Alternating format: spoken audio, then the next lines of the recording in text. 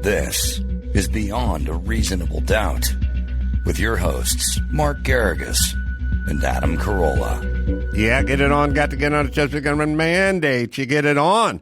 Thanks for tuning in. Thanks for telling a friend, and welcome to the best 15 minutes or so in the universe. It's Beyond a Reasonable Doubt. I'm Adam Carolla. That's Mark Hard Out Garrigus, fresh off a victory lap. Well, boy, I'll tell you, yesterday was our scheduled Beyond a Reasonable Doubt, which for those who don't stay in the weeds is usually at about 3:15. 3:15 yesterday, I was standing in a courtroom in San Jose, the Santa Clara County Court, getting actually, Gary, do you have that picture? Because it brought a tear to my eye. The judge, after a day and a half of a preliminary hearing, 5 witnesses, all of law enforcement, granted our 4th or 5th request for bail. And that was the scene in the courtroom after everybody had been pushed out. And that's Cain, the back of Cain Velasquez and his beautiful, dynamic wife, Michelle. And there's Brent sitting there and the sister-in-law. And it was quite a moment. I mean, he's been, I think I calculated yesterday, he was in for 253 days. And after the judge heard the actual officers testify, and after we did some cross-examination and established what was really going on here, not only did the judge find that we had a viable, his word, viable heat of passion defense, he also granted our request to release Cain on bail. And if I'm not mistaken, he's out already. That I know for sure. But if I'm not mistaken, I think the UFC went to bat and helped out there as well. What is why did it fail so many times? Was it the same judge or a different judge? It was not this judge. It was a different judge. And to be fair to her, she was listening to the district attorney kind of doing what district attorneys always do. They give you the worst case scenario, this parade of horribles. And, you know, their argument from the DA's office was, you can't let this guy out. He's a menace to society, blah, blah, blah.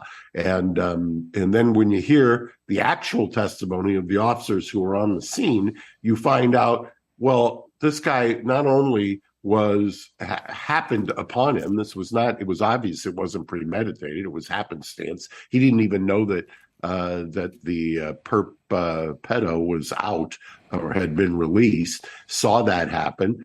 Then a chase ensues. And next thing you know, as soon as Cain sees the cops, he just pulls over, gets out prone, and is compliant and cooperative. And every cop testified to that. And it was apparent that that the allegations, or in the theory by the prosecutor, fit very nicely into a heat of passion. And also, there's something perverse, as I've been arguing for the last 8 months, about that you let out the predator of 4-year-olds.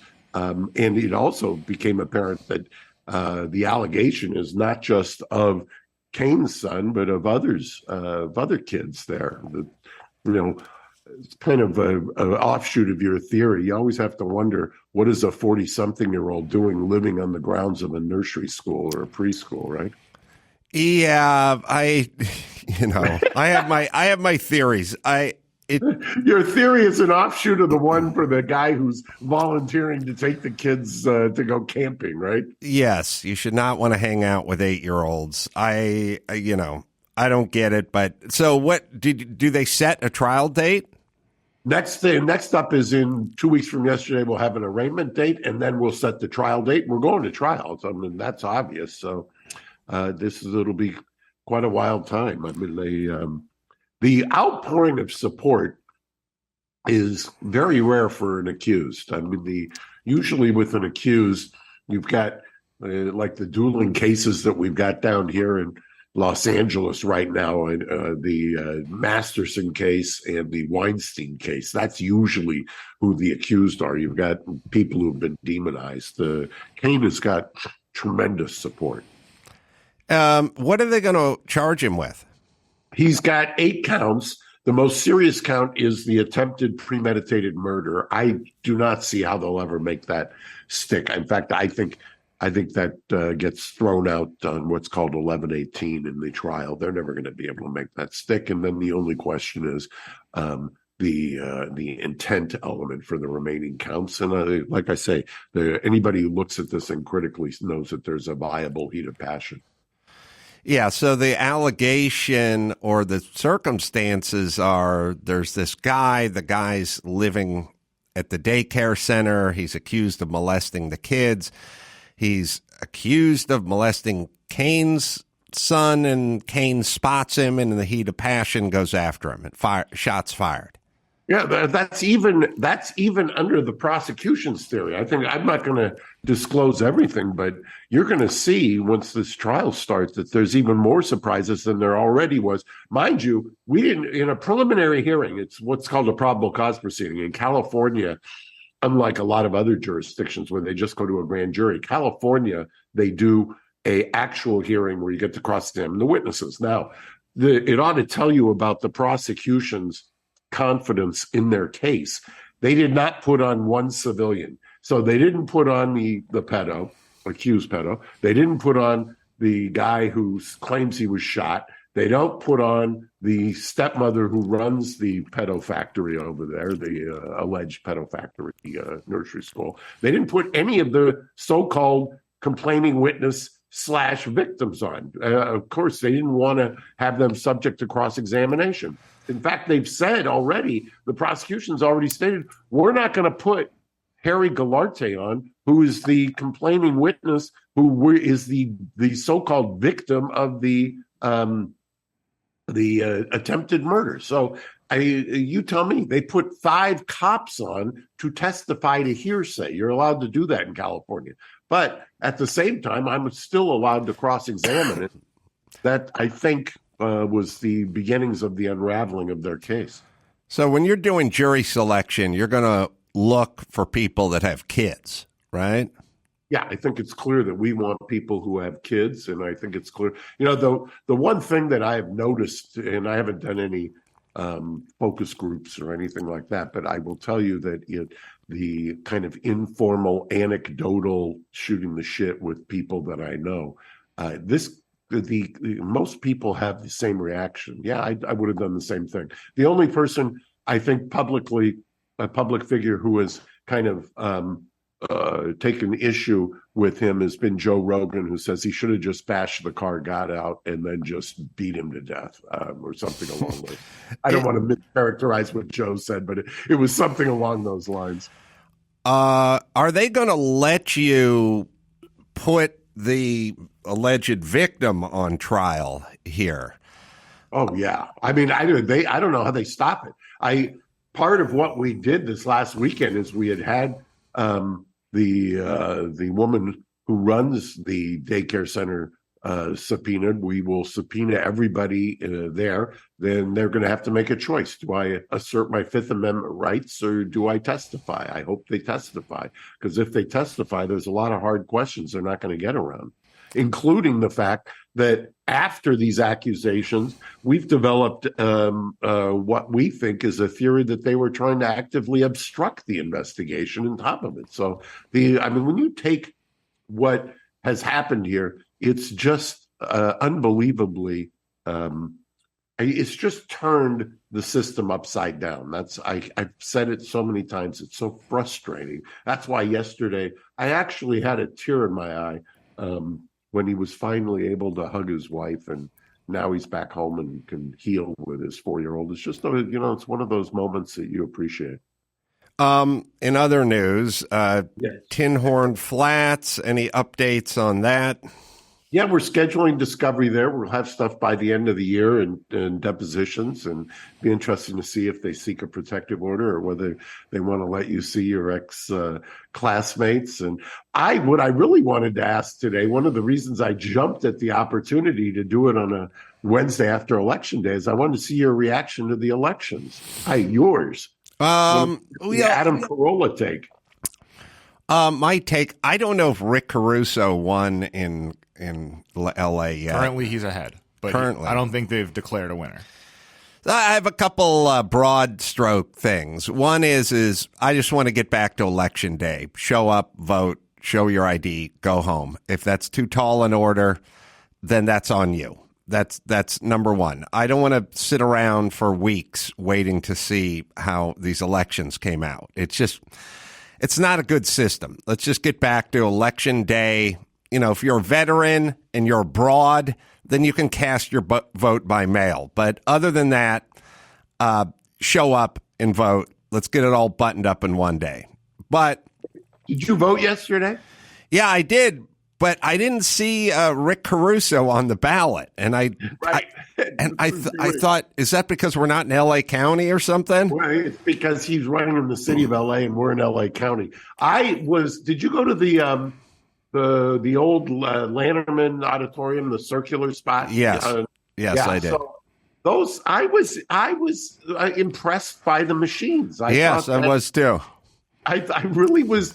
So when you walk in, it was a better setup than it has been in years past. Very efficient, no waiting. Very, very efficient. They didn't have to wait. They found it immediately, the names, and they were able to give you the ballot. In fact, I was clearly more inept than they were, and I give them a lot of credit for putting up with me as kind of the befuddled old man as I was trying to figure out where to put it and what to do with it. That was me.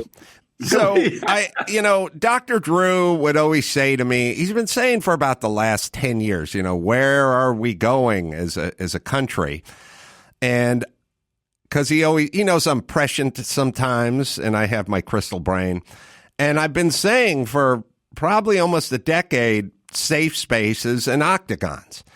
And if you want to know what that means, it just means if you agree with, low taxes and a lot of police and small government or regulation, it's COVID. If you don't want to be locked down, if you don't want schools to be closed, if you don't want to be forced to wear a mask, then you're moving to Florida. And if you embrace those things, then you'll move to California. Although no one's moving to California, but you'll stay in California. Well, I thought it was interesting that my takeaway so far, and obviously it looks like Georgia is going to be a runoff on the Senate. And I haven't checked this morning on Carrie Lake that she was going down to defeat, it looked like yesterday. But Ron DeSantis and Marco Rubio and the Florida seem to be a clear, unequivocal Republican red wave, so to speak. Now, I had thought, and I remember we talked about this maybe a week ago. I have a friend, a very close friend, who was telling me it's not going to be a red wave nationally. I said, how do you know that? Because every kind of gut instinct and that I feel is I think I was characterizing this tsunami. And he says, no, I can tell by the early voting, and if millions of it is Democrat, it favors the Democrats. And so, he was right, but it's kind of interesting when you take a look at the races. I mean, New York, everybody was worried about the Democrats paraded through. I think at one point they had 3 presidents in the state of New York for Kathy Hochul, and she ended up winning a lot better or with a lot clearer margin than they expected. As I previously said, Florida was a wipeout for the Dems. I mean, it didn't even come close. Beto O'Rourke, again lost in Texas, and I think his days are numbers, as did Stacey Abrams in Georgia. But you would have expected, I would have expected, shows you just can't prognosticate, or I can't, that Carrie Lake would have wiped out Katie Hobbs, and that didn't happen. Well, it's interesting. She never debated her, Katie Hobbs, and there's a couple things. My feeling, and a lot of people are also saying that Dr. Oz and Fetterman, the debate was kind of a wipeout because Fetterman is compromised. But how many people do you want voting before the debate? I mean, wouldn't you like the public to see the debate and then vote? Well, I personally I'm on the anybody but Oz, as you can imagine. In full disclosure, I mean, the guy has served in the Turkish military, has been an Armenian genocide denier for. Oh, really? For way back. Oh, yeah, and he's a Turkish nationalist. Did not know that. Yeah. I mean, Oz is bad news. Besides the fact, having gone to school in Pennsylvania and spending years there, I will tell you that guy's got about as much connection to that state as, well, I won't go there. But the idea of Fetterman, it shows you just how distasteful of a candidate Oz is when Fetterman, I watched a cringeworthy couple of minutes of tape, and I should have sent it to Gary. Actually, I don't want to, because you watched it and you said, geez, it reminded me of my dad after his second stroke. I mean, it was awful. Well, Biden was a vote against Trump and Fetterman was a vote against Oz. I mean, that's basically how that one worked out. Now, unfortunately, now we're left with Biden and Fetterman. So that there is one small problem to that logic. If you're voting against Trump or you're voting against Oz, you will be left with a husk of a person to now try to push policy through. So there is some downside to it. All right, Mark, I know you got a heart out, and I know you got the champagne chilling.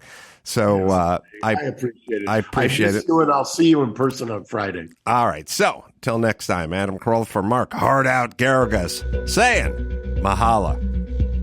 Thanks for listening to Beyond a Reasonable Doubt.